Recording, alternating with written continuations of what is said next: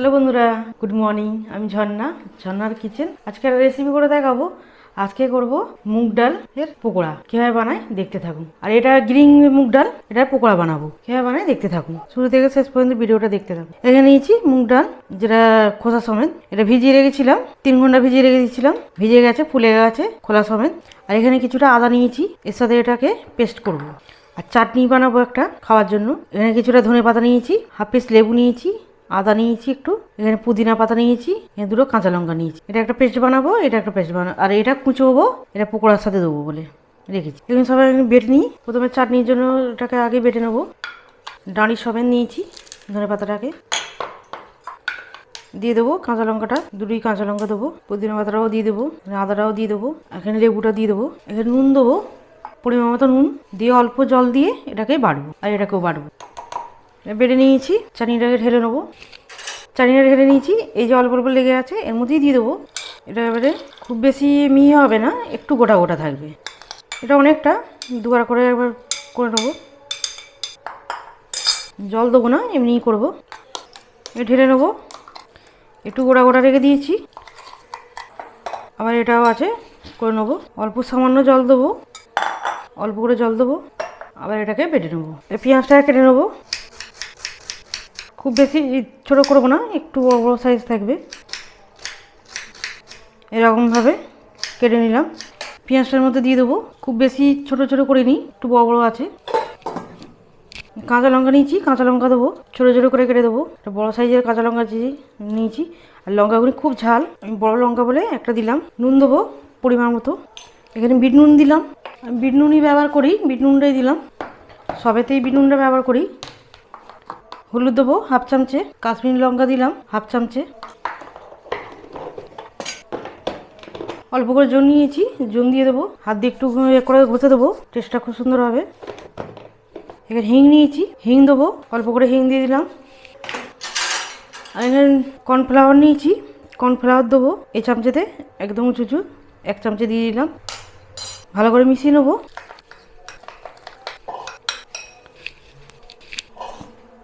এখানে বেসন নিয়েছি, বেসন দেবো 2 চামচ বেসন দিয়ে দিলাম। এবারে ভালো করে ওটাকে হাত দিয়ে মেখে নিতে হবে। আর এখানে সাদা তেল নিয়েছি, আমি কড়াতে বসিয়ে দিলাম।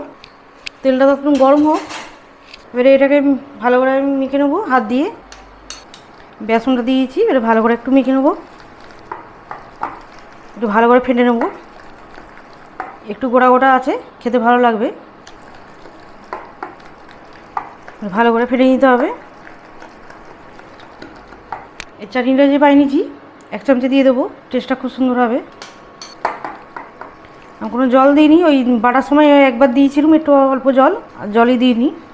এরকম হয়েছে ব্যাটারটা। অল্প করে সোডা নিয়েছি, খাবার সোডা দিয়ে দেবো। এখানে তেল গরম হয়ে গেছে, তেল দেবো 2 চামচে তেল দিয়ে দিলাম। ভালো করে মিশিয়ে নেবো।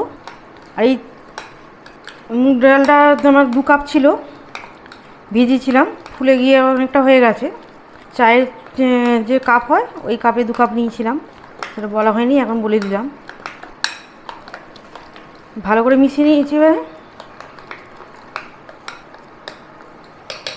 তেল গরম হয়ে গেছে, ছোটো ছোটো করে দিয়ে দেবো পকোড়ার মতো। এই পকোড়াটা খেতে খুবই ভালো লাগে এই চাটনি দিয়ে। এটা আবার চা কফির সাথেও ভালো লাগে, অবশ্যই ট্রাই করবেন। এটা ছোটো থেকে বড় সবাই পছন্দ করবে। এই পকোড়াটা দারুণ খেতে লাগে। আর এই শীতকালে এই পকোড়া বেশ ভালোই লাগে খেতে। ছোটো ছোটো করে সব দিয়ে দেবো, 2 বার করে ভাজতে হবে, অনেকটা আছে। একবার দিয়ে দিলাম। এটা হয়ে গেলে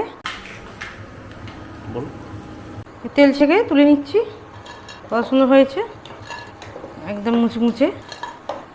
আবারও আছে, ভেজে নেবো, বড় ভেজে নেবো, দিয়ে দেবো। এগুলিও ভাজা হয়ে গেছে, তুলে নেবো। তেল ছেঁকে তুলে নিচ্ছি। সবগুলি আমার হয়ে গেল।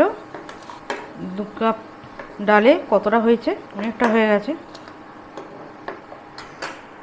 বন্ধ করে দিলাম। একদম রেডি হয়ে গেল। কতটা মুচমুচে হয়েছে, কত সুন্দর হয়েছে। ভেতরটায় একদম ফাঁপা, বাইরে ক্রিসপি আর ভেতরে একদম নরম।